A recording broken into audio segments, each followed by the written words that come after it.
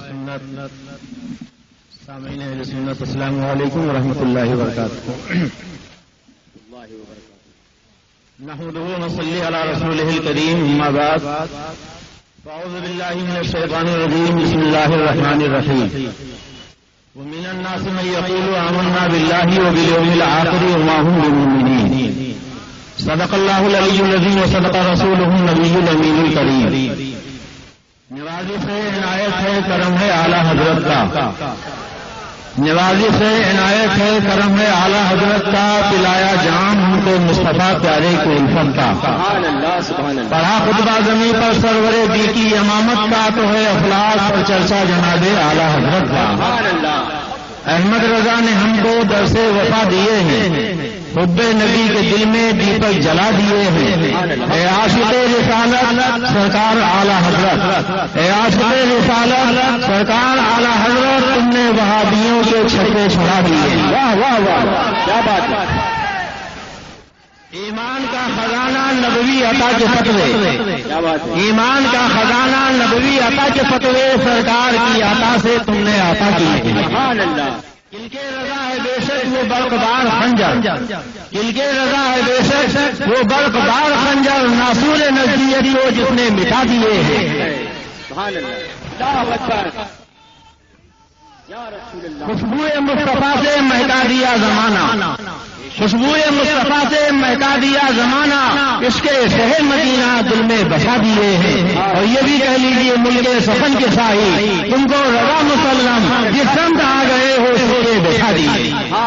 شہریار ارم تاجدار حرم و بہار صفات شب ایسا کے دولہ مصطفیٰ جان رحمت جناب محمد رسول اللہ صلی اللہ علیہ وسلم کی بارگاہ بے کس پناہ درود و سلام کی نظریں پیش کریں. بڑی اللہم صلی علی سیدنا و نبینا مولانا محمد مال الجود والکرم وعلی آلہ وآلہ وسلم صلاۃ و سلام علیک یا رسول اللہ.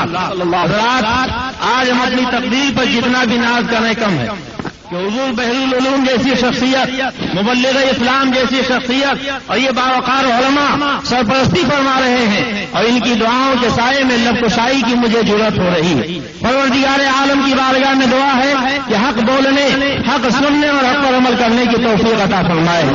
ابھی انشاءاللہ تبارک تعالی آپ ان بزرگوں کی روح پرور ایمان افروز تقریر سماعت فرمائیں گے. تھوڑی دیر کے لیے میں حاضر آ گیا. خطبہ مسنونہ کے بعد قرآن مقدس کی بہت ہی مشہور و معروف آیت میں نے پڑھی ہے.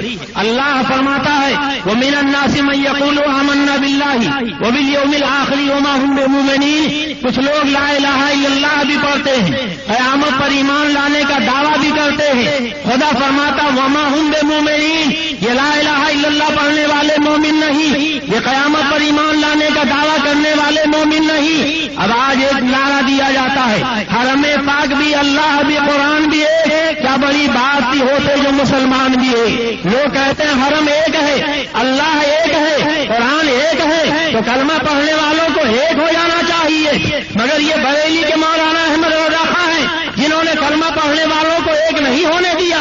نماز پڑھنے والوں کو انہوں نے کافر بتایا, روزہ رکھنے والوں کو انہوں نے کافر بتایا, حج کرنے والوں کو انہوں نے کافر بتایا, زکات دینے والوں کو انہوں نے کافر بتایا, آخرت پر ایمان لانے والوں کو انہوں نے کافر بتایا. میں عرض کروں گا اعلیٰ حضرت نے کسی کو کافر نہیں بنایا ہے, بتایا ضرور ہے مگر اپنی طرف سے نہیں بتایا ہے, بلکہ خود خدا فرماتا ہے ہر کلمہ پڑھنے والا مومن نہیں. وما هم بمؤمنین یہ بریلی کا نہیں بلکہ قرآن کا فتویٰ. بے شک بے شک.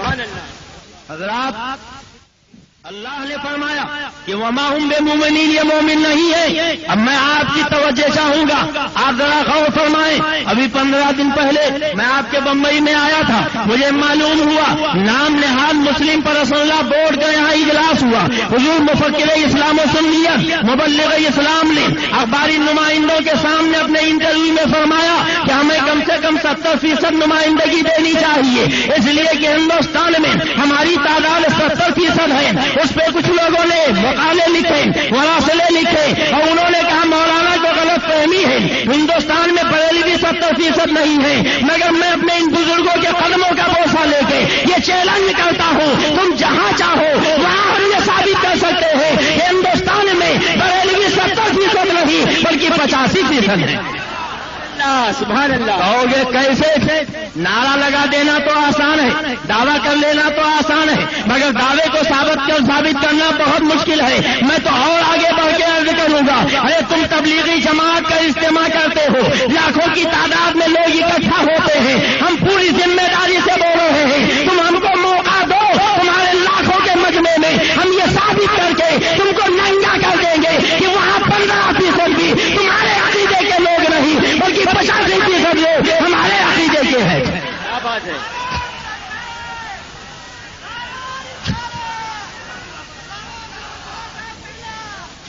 اور آگے بڑھیے، مسلم پر رسول اللہ کے نام پہ تم اجلاس بلاتے ہو، وہیں ہم کو موقع دو، تمہارا اجلاس ہے، تمہارے نمائندے ہیں، تمہارے بلائے ہوئے لوگ ہیں، ہم وہاں بھی ثابت کر سکتے ہیں کہ 85% لوگ تمہارے مسئلے اور عقیدے پر نہیں. اور ہمیں اجازت دیجیے، مکہ شریف چلیے، مدینہ شریف چلیے، وہاں بھی ہم ثابت کر دیں گے 85% سے زیادہ لوگ وہاں تمہارے عقیدے کے نہیں ہیں. آپ کہو گے یہ کہہ دینا تو آسان ہے، مگر یہ دعوے کی دلیل تمہارے پاس کیا ہے؟ اب مختصر لفظوں میں سمجھ لیجئے، کتابیں یہ ان کی موجود ہیں، ان کا عقیدہ وہابیوں دیوبندیوں کا کیا ہے؟ اللہ کے بارے میں ان کا عقیدہ یہ ہے کہ اللہ جھوٹ بول سکتا ہے، بلکہ یہاں تک لکھا ہے اللہ جھوٹ بول چکا ہے. اور نبی کے بارے میں وہابیوں کا عقیدہ یہ ہے کہ شیطان کا علم رسول اللہ کے علم سے زیادہ ہے. اشرف علی کا عقیدہ یہ ہے کہ کتے سور پاگل معاذ اللہ جیسا علم حاصل ہے، رسول اللہ کو اسی طرح کا علم حاصل ہے. ان وہابیوں نجمیوں کا عقیدہ یہ ہے کہ رسول جماعت سے زیادہ دلیل ہے، ذرے ناچیر سے کمتر ہے، مر کر مٹی میں مل گئے معاذ اللہ. اب مجھے کہنے دو، تمہارے مسلم پر رسول اللہ کا اجلاس ہو یا تبلیغی جماعت کا اجتماع ہو، مکہ شریف ہو یا مدینہ طیبہ ہو، کہیں بھی تم اپنا یہ عقیدہ بیان کرو، اے آنے والے لوگوں، ہمارا عقیدہ یہ ہے کہ رسول مر کر مٹی میں مل گئے. مجھے جھوٹ بول سکتا ہے، شیطان کا علم نبی سے زیادہ ہے، نبی ذرے ناچیر سے کمتر ہے، نبی جماعت سے زیادہ دلیل ہے. خدا کی قسم ننگے ہو جاؤ گے، 10% لوگ بھی تمہارے عقیدے کی تائید نہیں کریں گے، 90% لوگ تمہارے عقیدے پر لعنت بھیجیں گے اور یہ اعلان کر دیں گے نہ ہم تمہارے عقیدے کے ہیں نہ تمہارے عقیدے پہ ہمارا عقیدہ. نعرہ تکبیر، نعرہ رسالت، نعرہ غوثیہ، خواجہ کا ہندوستان، مسلک اعلی حضرت. کھاٹے مارتا ہوا سمندر یہاں موجود ہے. ہم یہاں ہاتھ اٹھوائیں تو وہ کہیں گے وہ تو بریلویوں ہی کا مجمع تھا، مگر میں ان کے ذہن کے لیے یہ دکھانا چاہتا ہوں، دیکھو یہ بمبئی ہے اور رسول بلاد میں اتنے ہزار لوگ اکٹھا ہے. بتاؤ اس اتنے بڑے مجمع میں اگر کوئی ایسا ہو جس کا عقیدہ یہ ہو کہ خدا جھوٹ بول سکتا ہے، نبی مر کر مٹی میں مل گئے، اللہ کی شان کے آگے چمار سے زیادہ دلیل ہے، ذرے ناچیر سے کمتر ہے، نبی کا علم کتے سور کی طرح ہے اور نبی معاذ اللہ شیطان سے کم علم رکھتے ہیں، تو پورے مجمع کو میں چیلنج کرتا ہوں ہاتھ اٹھا دے. دیکھیے دائیں بائیں آگے پیچھے کوئی ہے؟ الحمدللہ اتنے بڑے مجمع میں کوئی بھی نہیں، اور ہو بھی کیسے سکتا ہے؟ وہاں بھی محفل اقدس میں اگر آئے تو یوں سمجھو، وہاں بھی محفل اقدس میں اگر آئے تو یوں سمجھو انسانوں میں کفری بوجھ لادے جیسے کھڑا ہے. کیا بات ہے، واہ واہ. اتنا بڑا مجمع ہے، ایک بھی ان کے عقیدے کا نہیں نکلا. اور آپ ذرا یہ تو بتاؤ کہ اگر وہ اپنے اجتماع میں یا اپنے کسی محفل میں یہ اپنا عقیدہ کھول کے بیان کر دیں، ہاں ہم چیلنج سے کہتے ہیں نبی معاذ اللہ جماعت سے زیادہ دلیل ہے، ذرے ناچیر سے کمتر ہے اور نبی مر کر مٹی میں مل گئے، اللہ جھوٹ بول چکا ہے معاذ اللہ، اور یہ کہہ دیں شیطان کا علم رسول اللہ سے زیادہ ہے، تو آپ خود فیصلہ کرو 10% بھی لوگ ان کے عقیدے کا کی تائید کرنے والے نہ ہوں گے بلکہ سب ان کے اوپر لعنت بھیجیں گے. یہی وجہ ہے آج کسی بھی وہابی دیوبندی کو یہ جرأت نہیں ہے کہ جو عقیدہ وہ کتاب میں لکھا ہے بس عام محفل میں بیان کر دے، کہیں نہیں بیان کرتا ہے. اور میں آپ کو اپنی بات بتا دوں، ہمارے یہاں رودولی شریف میں دنیا وہابیت کے بہت بڑے گرو گھنٹال ہیں، مولوی ابو الحسن علی میاں ندوی، وہ اپنے مدرسے کی بنیاد ڈالنے کے لیے پہنچے. میں نے ان کے مدرسے سے تقویت الایمان کو منگایا اور میں نے یہی چیلنج کیا تھا، اے علی میاں ندوی آپ اپنے یہاں تقویت الایمان کو چھاپ کر بانٹ رہے ہو، آپ نے نصاب میں اس کو شامل کر رکھا ہے، آپ نے اس کتاب میں جو اپنے یہاں بچوں کو پڑھاتے تھے جسے آپ نے چھپوایا ہے، جو عقیدے لکھے ہیں ان عقیدوں میں یہ ہے کہ معاذ اللہ بے اختیار ہونے میں انبیاء اولیاء بھوت پرے جن شیطان سب برابر ہے. اسی کتاب میں تم نے لکھا ہے رسول اللہ کی شان کے آگے سماج سے زیادہ ذلیل ہے, ذرے ناچیز سے کمتر ہے معاذ اللہ. اسی کتاب میں تم نے لکھا ہے رسول کے چاہنے سے کچھ نہیں ہوتا ہے. اسی کتاب میں تم نے لکھا ہے رسول مر کر مٹی میں مل گئے معاذ اللہ. اسی کتاب میں تم نے لکھا ہے کہ جو نبی کو وکیل مانے, جو نبی کو حمایتی مانے, وہ ابو جہل کے برابر مشرک ہے. تو آج کے جلسے میں تم اپنا وہی عقیدہ جو نروا کے درس میں شامل کر کے بچوں کو پڑھاتے ہو محفل عام میں بیان کر دو تاکہ سارا جھگڑا ختم ہو جائے. اب جتنے لوگ اس عقیدے کے ہوں گے تمہارے ساتھ رہیں گے اور جو ہندو نہیں ہوں گے وہ تمہارا ساتھ چھوڑ دیں گے. مگر خدا کی قسم اے بمبئی کے مسلمانوں, ابو الحسن علی کو سانپ سونگ گیا, اس کے ساتھ ندوہ کے جتنے لوگ آئے تھے ان کو سانپ سونگ گیا. اور میرے ایک بھی سوال کا جواب ندویوں نے نہیں دیا, اور جب انہوں نے جواب نہ دیا تو ملفوظات حق میں نے یہی 11 سوالات ساتھ کے شائع کر کے پھر ان سے مطالبہ کیا. تو 3 سال گزرنے کے بعد انہوں نے 48 صفحے کی ایک کتاب ندوہ سے چھاپی اور اس کتاب کا نام لکھا جواب لاجواب. اور اس کتاب میں انہوں نے الٹی سیدھی کچھ باتیں لکھی. اس جواب لاجواب میں 40 جگہ خالی میرا نام لکھا اور کہنے لگے ایسا نہیں ویسا ہے, یہ نہیں وہ ہے اور یوں نہیں وہ ہے. اور الحمدللہ اپنے بزرگوں کا سہارا لے کر ان کی جوتیوں کے صدقے میں نے جب لکھنا شروع کیا تو خالی 3 دن کے اندر 96 صفحے کی کتاب تحفہ نایاب حضرت جواب لاجواب ساتھ کے تیار کر دیا.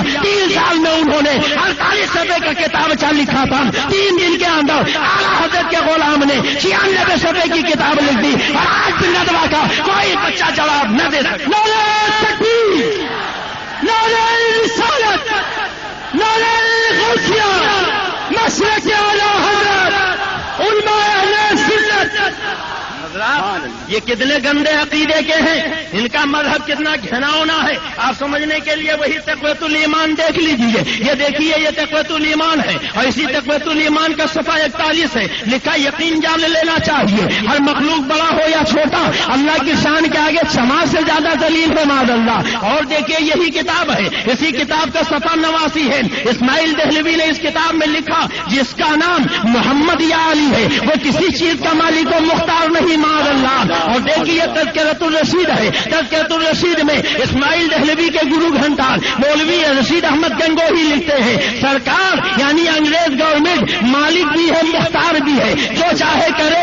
یعنی انگریز گورنمنٹ تو مالک بھی ہے مختار بھی ہے, مگر ساری خدائی کے آقا کے بارے میں لکھتا ہے جس کا نام محمد یا علی ہے وہ کسی چیز کا مالک و مختار نہیں. اے بمبئی کے غیور مسلمانوں, آپ قرآن پاک کا مطالعہ کرو. اللہ نے اپنے نبی کو کیا شان و عظمت عطا فرمائی ہے. چہرے سے زلفیں ہٹائی, وہ دعا کا خطاب دے دیا, چہرے پہ زلفیں بکھیری, واللیل اذا سجا فرما دیا, کالا کمبل اوڑھا یا ایھا المزمل کہہ دیا, چادر لپیٹی یا ایھا المدثر فرما دیا. خدا جس نے پیدا کیا ہے جب اپنے نبی کو یاد کرتا ہے تو کہیں تو نور مبین کہتا ہے, کہیں رحمت للعالمین کہتا ہے, کہیں طٰہٰ کہتا ہے, کہیں یاسین کہتا ہے, کہیں بشیر کہتا ہے, کہیں نذیر کہتا ہے, کہیں سراج منیر کہتا ہے. یا ایھا النبی انا ارسلناک شاہدا وبشرا ونذیرا داعیا الی اللہ باذنہ وسراجا منیرا. جس خدا نے پیدا کیا وہ تو رحمت للعالمین کہے, وہ تو نور مبین کہے, وہ تو طٰہٰ یاسین کہے,